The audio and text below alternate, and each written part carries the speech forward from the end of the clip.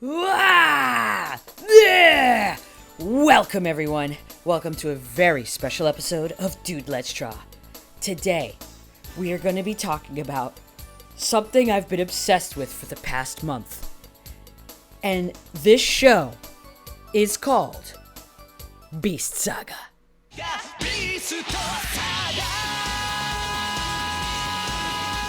Alright, everybody, thank you so much for coming to my hyperfixation presentation of Beast Saga and character appeal. Basically, I'm going to be talking about this guy here, Liogre. This amazing, strong, powerful lion dude. Before I begin, I want to let you guys know that I'm not going to be talking about this franchise called Battle Beasts. It's a Transformers spin-off. So, during my research after watching this show, after watching Beast Saga, I discovered that Battle Beasts was a toy line that collectors really value. If you go on eBay right now and look up Battle Beast toys, they go for thousands of dollars. A lot of what I'll be talking about today will have similar designs in terms of toy design, character design, what have you, but they are not the same. But shout out to Battle Beasts and any Transformer collector out there. I love and respect y'all. You guys make some wonderful things. If it were not for Battle Beasts, they would not have planted the seeds for inspiration for Beast Saga. And if you like what you see today, like and subscribe. Let's talk about video games, animation, cartoons, new school, old school anime. I don't care. I love it all. All right. Beast Saga. Look at these graphics. Look at these character designs. Bold, robotic, organic. We got earth, wind, and sky here. Check it out, okay? What is Beast Saga? First and foremost, it's an anime that takes place in an anthropomorphic world. The planet's continents are in the shape of animals. Each landmass contains ancient artifacts that help balance this world. The artifacts are called godlots, and each animal evolved to have a symbol in their chest similar to the godlot called Psylot. Editing Yoko here. In the show, the dubbed version, it says Cyclot, and then in the Japanese, it says Psyloto. I'm just going to say the word as it is. Trust me, it sounds convoluted, it sounds crazy, it sounds goofy, but bear with me. Hang in with me, okay?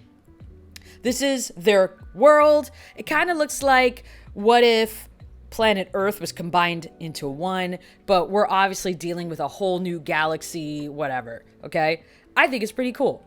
Watch the opening of this show. It explains everything very quickly. Okay. Within this world, there are 3 tribes: the Sky Tribe, the Land Tribe, and the Water Tribe. And they each have their own godlots. So they all have different elements: earth, wind, fire, wood. The very essence of a lot of shows. Like, think of Avatar: The Last Airbender. So, let me get into the godlot, okay? So the godlots over here, they're huge, okay? In size comparison, they're about the size of a storage container. They're very heavy. They are mystical. They've been on the planet for thousands of years. And I don't even like the way the terms go. This is just how it is. It's part of their magic system, this godlot. So the godlot's power is vast and must be used carefully. The godlot's power has helped evolve these animals, like I had said, and it encourages the warriors within. When the warriors show their true strength, or someone is just pure of heart, they have a Psylot. A Psylot is right here on the right, is like a baby version of a godlot. So you could tell that this is here to sell toys because this is just a goofy, goober concept. I'm going to be honest with you guys. I'm not 100% sure if every animal has a Psylot, but I know one can appear and disappear not really disappear, but one can appear if they're like, hey, I'm gonna protect people, here it is. So here's what they use the Psylots for. So they don't have guns in this universe or weapons of mass destruction. They use energy. They shoot energy from their chest. This is my guy Liogre here doing his energy blast. He goes, burning blow! And like the animation's just really cool. I'm gonna show you the game footage right here from the 3DS game. Beautiful. Power play. Let's go. Let's go! This is his signature move to end it. Okay, now that you understand that he just shoots energy from his chest, all these people who have Psylots shoot from their chest. And just so you know, they're a part of their body. One thing I don't understand is that I don't know if they could take their armor off. I see some characters wearing clothes or capes. And yes, what I could gather, the Psylot is a part of their body. Like, they lay down, eat, sleep, shower with this thing in their body. That looks so uncomfortable to me. There was like a scene where the Liogre's son, Ogre, gets hurt and he's lying in the hospital bed. And he's just got bandages over the thing. And I'm like, are either the animators are lazy or just so tired for making all this detail? Look at the detail of these characters. Jeez Louise, it's just so much. Anyway, let me just give you the basic plot. I'd love to show the opening of the show for you, but I'm afraid of copyright. But you follow the journey of Liogre, my man's big green lion haired dude, and his army. So right over here, this is part of his army to protect the villagers from evil bad guys. And there are like 3 plots. Imagine Power Rangers, but furry. It's your standard monster of the week. You got the Water Tribe, who wants to take over the land, and they destroy parts of the village. You got another character who's a tiger, who's part of Liogre's army, but wants to betray him because he thinks that the land of Gloria, which is where Liogre lives, is the true king. All because his grandpa said it was so, you know? And you got the 3 birds resurrecting a god that will destroy the world. I'm not gonna lie to you, this show is very difficult to finish because there was some syndication issues. I couldn't really see the full ending of the show. And to be honest, it's a kid show. I accidentally came across this on a streaming app on my Roku TV from an app called Con TV. It was showing random anime throughout the day. So I was like, oh, cool. These animal designs are pretty sweet. And it was English dubbed, and the dub is awful. Let me just give you an example. I'm going to put Liogre up here doing his blast in English and then in Japanese. You tell me what you think.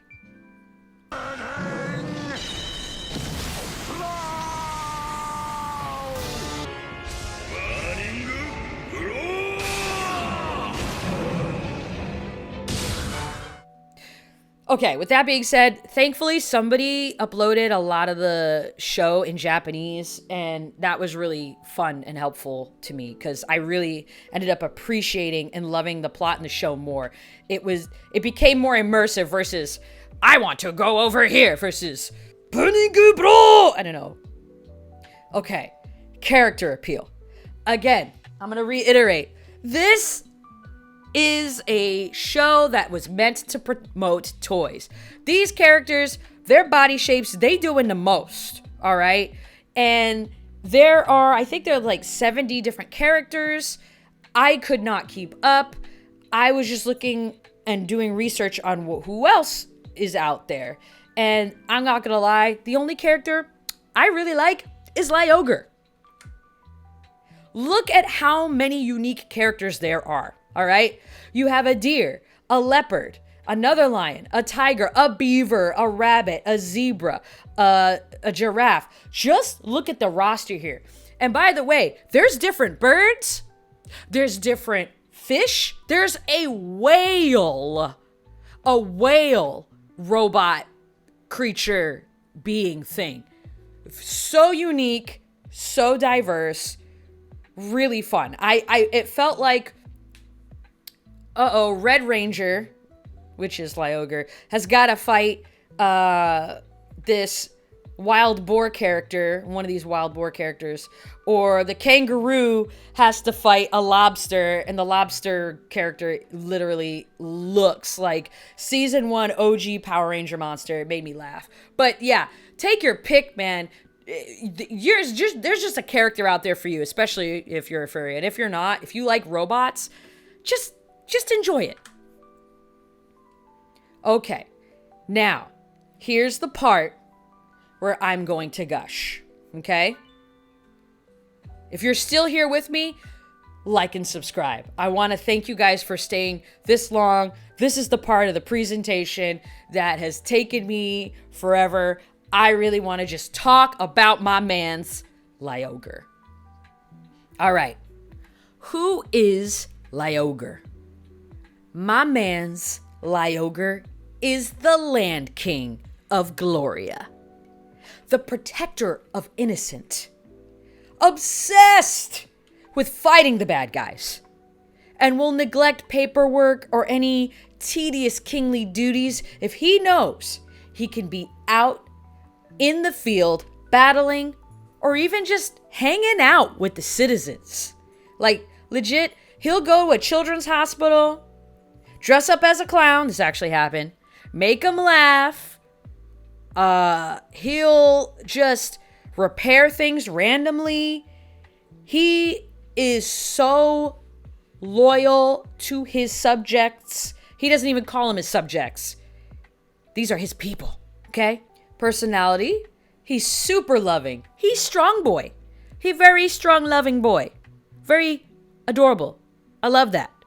He sees potential in all and never looks down on anyone.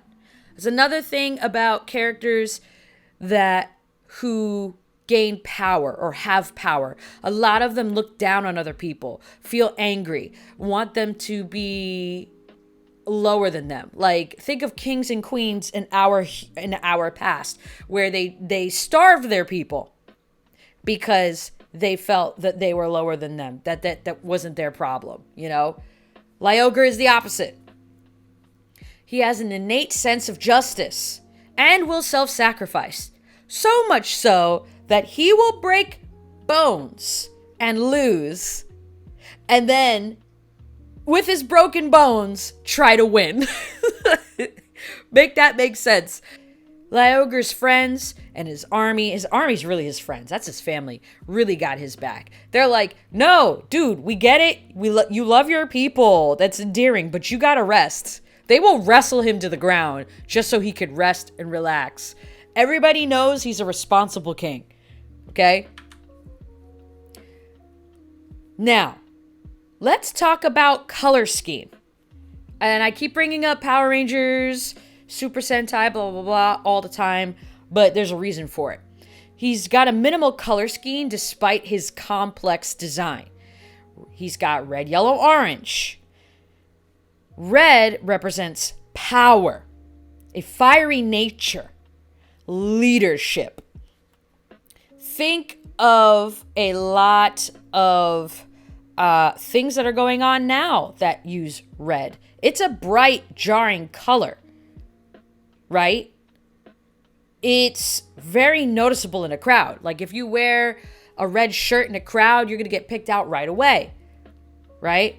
It's a tradition in Power Rangers that the Red Ranger is the leader, okay? Yellow, he's got gold. He's got a little crown. He's got a little gold accent on his chest and a gold, I don't know, like lapel on his, I don't know what you want to call it, but clippies on his cape. And it usually represents royalty, a bold look, let you all know that, hey, I have power, but I'm also here for you. He's got earthy tones. His fur is brown. His mane is green. And I went over this, I'm not even gonna lie, I went over this with some friends. And what it was like, I was just saying, oh yeah, he's just got green hair because I think it's cool. And believe it or not, my mom overhears this because she's visiting. It's funny. I'm bringing her up because she's awesome. She let me go over everything on my hyperfixation list, just tolerate it. And she's like, dude, it's a lion. They're brown, and I get why they put the green hair in because it represents the balance of the earth. You have green, brown, black, white, all representations of earthy tones, very strong tones. And I was like, that's the one. That's the one. It makes sense. Okay, it makes sense. So why do I love Liogre personally? Why does this character from a very simplistic, not even that great kids show bring me joy? Because he brings me hope. In the show, when he was up against a negative energy blast from one of the characters named Golder, he's the tiger guy, he thought of his loved ones. You'll see this in a lot of anime, by the way. Sailor Moon, Dragon Ball Z, I know My Hero Academia and Demon Slayer for sure. That was a key for his strength. Your loved ones are a key to your own strength. Anime is so powerful like that. A lot of anime protagonists have this power, and so do you. It is a real thing. What do I mean by it's a real thing? It goes a little bit beyond love, but just hear me out. Love can be as strong as hate. You're so much, you can feed into the hate because it's just there. You absorb it. It's just so easy to. And it makes you forget where you are, who you are. You just focus on it. Like a bad commercial, a bad drink. You just want to keep sipping that hate. But if you have a thing, a memory, a person, an animal, a town that you want to protect, these anime characters, I'm bringing them all up in general, they use that image and the feeling of their love to protect the world that they live in. I saw characters uniting instead of arguing and realizing the strength of, well, this may seem hopeless, but wait, we can get together and do it. It felt like Liogre brought me not only out of an art funk, but out of a mental funk as a whole. Like a spirit telling me to keep going, to use my strength in art and teaching in a different way.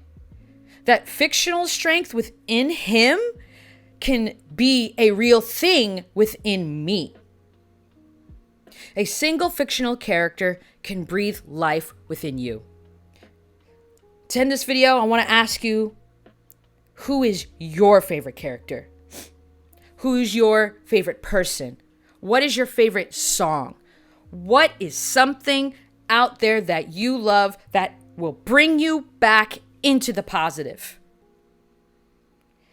Thank you guys so much for watching.